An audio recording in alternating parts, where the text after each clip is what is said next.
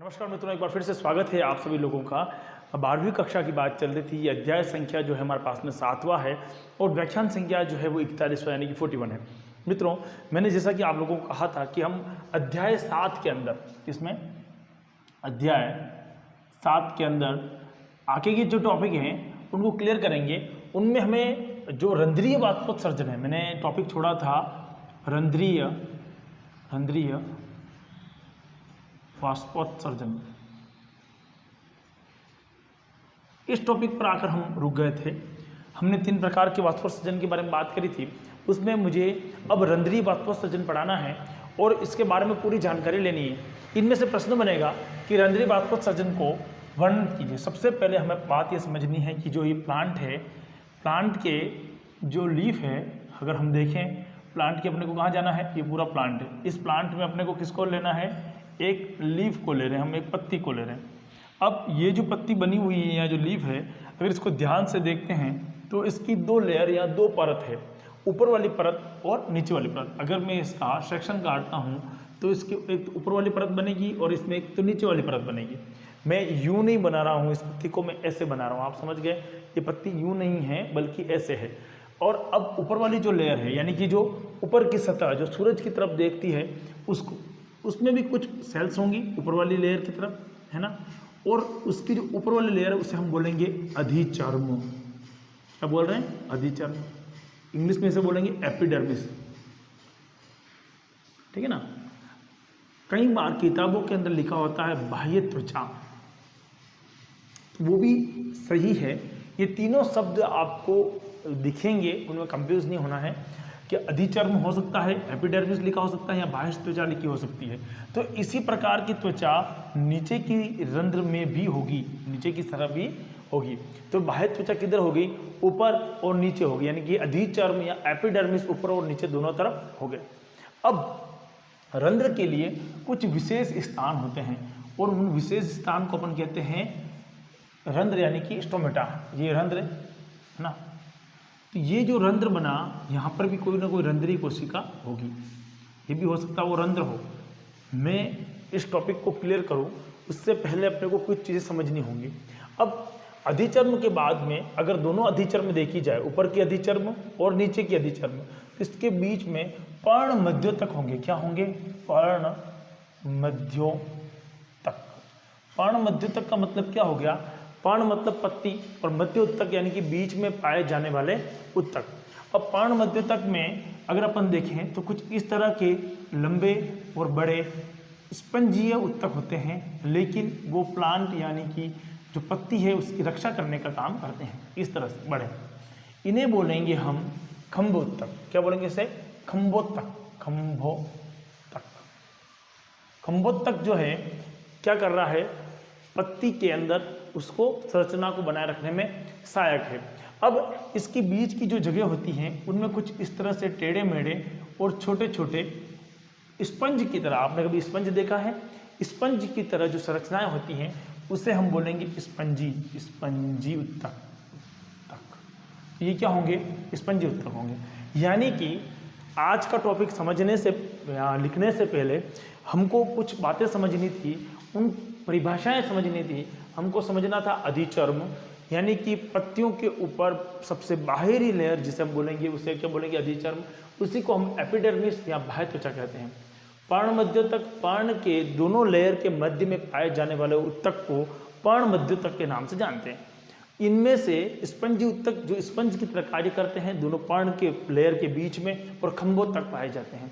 अब topic wise इसको समझते हैं या लिखते हैं।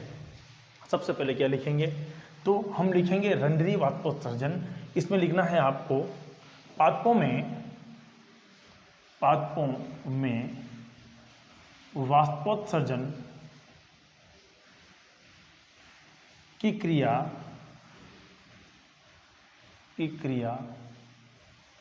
रंध्र के माध्यम से होती है, रंध्र के माध्यम से होती है, ठीक है ना, होती है। ओके, अतः रंध्र की व्याप्ति व व्यवस्था महत्वपूर्ण है। रंध्र की व्याप्ति और व्यवस्था महत्वपूर्ण है, यानी कि रंध्र किस प्रकार से व्यवस्थित होंगे ये बहुत ही महत्वपूर्ण है।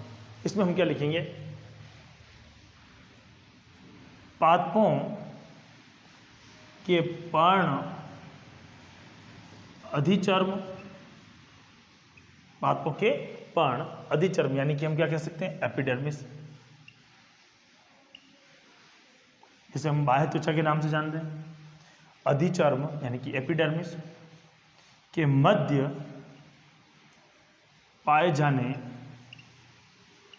वाले खंभोत्तक, स्पंजोत्तक या स्पंजोत्तक व कौन कौन से होंगे, खंभोत्तक हो गया, स्पंजोत्तक हो गया हमारे पास में, और पूर्ण रूप से कौन व्याप्त है तो पर्ण मध्योत्तक, पर्ण मध्योत्तक के मध्य रंध्र पाए जाते हैं या रंध्र कोशिका पाई जाती है या रंध्र पाए जाते हैं। मेरी बात समझ में आ गई आपको। हम वाष्पीय रंध्र यानी कि रंध्रीय वाष्पोत्सर्जन की बात कर रहे हैं, और उसमें वाष्पोत्सर्जन की जो क्रिया है वो रंध्र के माध्यम से हो रही है। किसके माध्यम से हो रही है, हमारे पास में रंध्र के माध्यम से हो रही है। और रंध्र जो हैं वो कहाँ पर व्याप्त होंगे, उनकी स्थिति क्या होगी, ये बहुत ही महत्वपूर्ण है। पादपों की व्याप्ति अधिचर्म यानी कि एपिडर्मिस के मध्य होती है, और ये खंभोत्तक, स्पंजीउत्तक और पर्ण मध्योत्तक के रूप में कहीं ना कहीं पाए जा रहे हैं। तो ये बात आपको क्लियर हो जानी चाहिए। एक बार आप लोग इसका स्क्रीनशॉट ले लीजिए या फिर आप लोग इसको अपने हिसाब से लिख लीजिए। देखो, नोट्स बनाने का सबसे बढ़िया तरीका यही है कि साथ के साथ आप इस वीडियो को रोक करके नोट्स भी बनाते जाएं। क्लियर है, यहाँ तक क्लियर है? चलिए नेक्स्ट देखते हैं इसमें आगे। अब दिमाग में एक प्रश्न बनता है कि आखिरकार हमने जो वाष्पोत्सर्जन की बात करी है, तो क्या वाष्पोत्सर्जन की जो ये घटना है रंध्रीय वाष्पोत्सर्जन की, क्या उसके अलग अलग प्रकार हो सकते हैं? बिल्कुल। तो रंध्रीय वाष्पोत्सर्जन की घटना के प्रकार कितने प्रकार होते होंगे, इनको अपन देखते हैं। एक नॉर्मल सी बात करते हैं अपन। आप लोगों ने, अधिकांश लोग, सब पेड़ पौधे सबने देखे हैं, ऐसा कोई नहीं होगा जिसने पेड़ पौधा नहीं देखा है ना? एलियंस तो कोई नहीं है। चलिए, अब आप देखिए, एक नीम की पत्ती है, ये एक नीम की पत्ती है।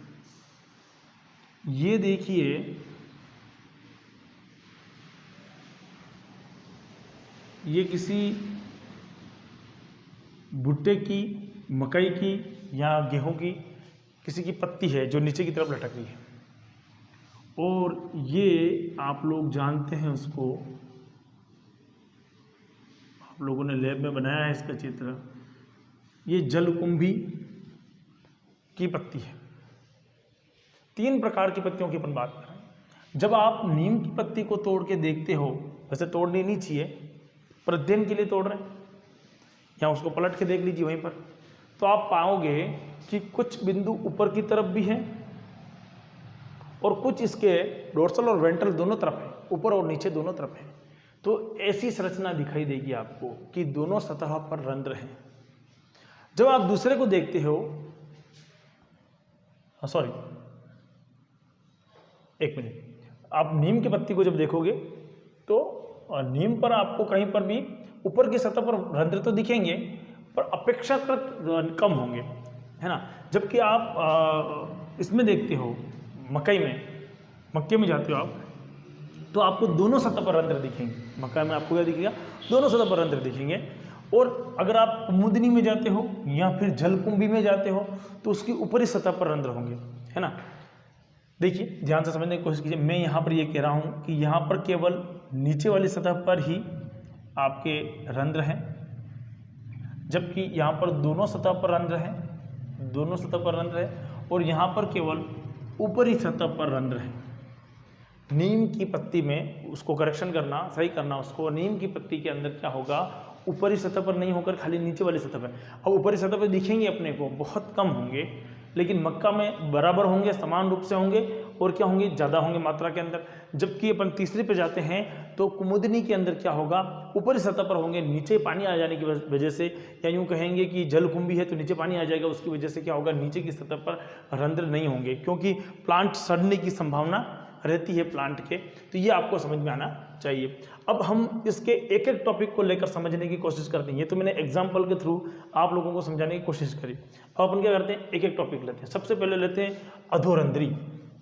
सबसे पहले क्या ले रहे हैं, अधोरंध्री। शब्द क्या आया, पहला पॉइंट, इसको अपन ए लिख देते हैं, अधोरंध्री। अधोरंध्री का मतलब क्या हो गया, नाम से ही क्लियर है। अधो मतलब क्या हो गया, अधो यानी कि नीचे, और रंध्री का मतलब क्या हो गया, रंध्र। इसका एक नाम और है, सेब प्रकार। एनसीईआरटी में नहीं दे रखा है, आरबीएससी में दे रखा है, सेब प्रकार। सेब प्रकार क्यों कह रहे हैं, क्योंकि सेब का जो प्लांट है, एप्पल का जो प्लांट है, उसमें आप लोगों को क्या याद रखना है कि ऊपर और नीचे दोनों में नहीं होकर केवल निचली सतह पर क्या होते हैं, रंध्रों की संख्या ज़्यादा होती है, और वो आदर्श प्लांट है इस मामले में। इसलिए क्या होगा, तो यूँ कह सकते हैं कि अधिकांश द्विबीजपत्री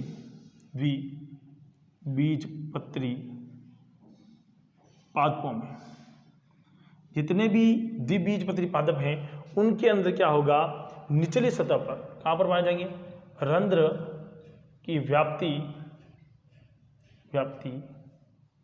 निचली सतह पर अधिक होता है ना। द्विबीजपत्री हो गए और निचली सतह पर अधिक होगा, तो आपके द्विबीजपत्री जितने भी पादप हैं, जिनमें जैसे कि आप चना ले सकते हो चाहो तो, चना के अंदर भी द्विबीजपत्र हैं, तो द्विबीजपत्री पादप के अगर आपको कोई पूछ ले तो उसमें कौन से पर रंध्र पाए जाएंगे, अधोरंध्री प्रकार के रंध्र होंगे, या वाष्पोत्सर्जन की क्रिया इसमें अधिक होगी।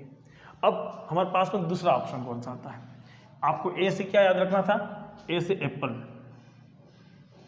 ठीक है, तो एप्पल प्रकार के हो गए। हमारे पास में कौन सा आएगा, बी प्रकार का। बी अपन कह रहे हैं कि उभय रंध्री, नाम से ही क्लियर है, उभय मतलब दोनों सतह पर बराबर। एक इसका अन्य नाम क्या है, अन्य नाम देखिए, इसका अन्य नाम क्या था, अधोरंध्री का अन्य नाम क्या था, एप्पल प्रकार। तो इसका नाम क्या होगा, अन्य नाम क्या हो जाएगा, जई प्रकार। जई प्रकार का मतलब क्या हो गया, जो जई का प्लांट है उसमें दोनों सतहों पर क्या पाए जाते हैं, रंध्र पाए जाते हैं। तो ये दोनों सतह पर खुरदरा होगा, दोनों सतह पर रंध्र होगा, और ये क्या होंगे, तो एक बीजपत्री होगा, एक बीजपत्री पादप होगा। अरे एक बीजपत्री में कौन कौन से प्लांट आते हैं हमारे पास में, कुछ नाम, अरे मक्का, गेहूं, ये सब क्या है, एक बीजपत्री। मक्का का नाम तो आपको याद होगा, जिया मेज, है ना। गेहूं का नाम आपको याद है, ट्रिटिकम एस्टाइवम, याद रखना, नहीं हो तो ये लिख देना, अपने नीट में बहुत काम आने वाला है। तो एक बीजपत्री अपन बात करें, उनमें दोनों सतह पर, ऊपर की सतह पर और नीचे की सतह पर, दोनों सतह पर रंध्र क्या होंगे, समान होंगे, ये हमको याद रखना है। अब ये दोनों चीज़ क्लियर होने के बाद में हमारे पास में कौन सी चीज आएगी, तीसरी, अधिरंध्री। अधिरंध्री तीसरा प्रकार हमारे पास में कौन सा आता है, अधिरंध्री, यानी कि एपिस्टोमेटिक।